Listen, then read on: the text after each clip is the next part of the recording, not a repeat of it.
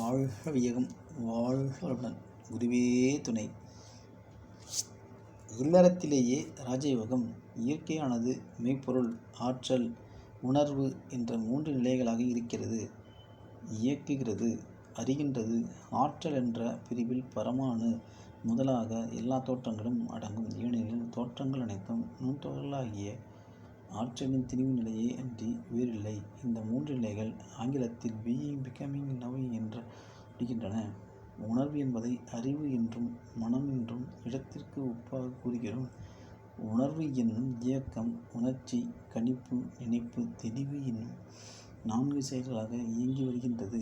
மெய்ப்பொருள்தானே ஆற்றலாகி தன் நிலையை அறிந்து கொள்கின்றது என்பதுதான் பொருள். இச்சுருக்கமே வேதாந்தங்களின் இரகசியமாகும். மெய்ப்பொருளே உணர்வாக இயங்கினாலும் உணர்ச்சி எனும் இயக்கம் புலன்களைக் கொண்டு தொடங்குகின்றதால் அது ஆற்றலகமாகிய பேரியக்க மண்டலத்தில் ஒரு எல்லைக்குட்பட்டு இயங்குகிறது. அப்போது தன் முழுமதிப்பும் உணர்வாக எழுச்சி பெற்ற நோக்கமும் மறந்துபட்டு ஒரு மயக்க நிலையில் வாழ்ந்து இன்ப துன்ப அனுபவங்களை பெறுகின்றது.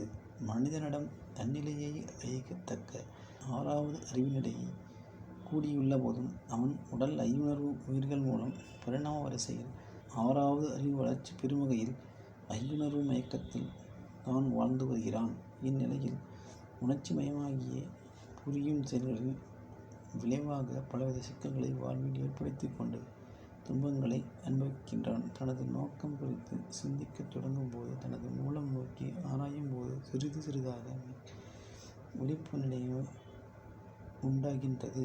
முழு விழிப்பு நிலை பெற்றுவிட்டால் அந்த அறிவு நிலையை ஞானம் என்றும் மெய்விளக்கம் என்றும் கூறுகிறோம். தனது மூலம் பிரிவின் நோக்கம் மறந்து புலன்கள் கவர்ச்சியில் சிக்குண்டு இன்ப துன்ப உணர்வுகளில் சிக்கித் தவிக்கும் நிலையை மாயை என்று கூறுகிறோம். மயக்க நிலை மாயை, விளக்க நிலை ஞானம்.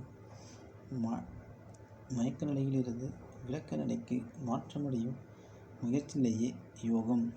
அருள் தந்தை வேதாத்ரி மகரிஷி அவர்கள் வாழ்க வையகம் வாழ்க வையகம் வாழ்க வளமுடன்.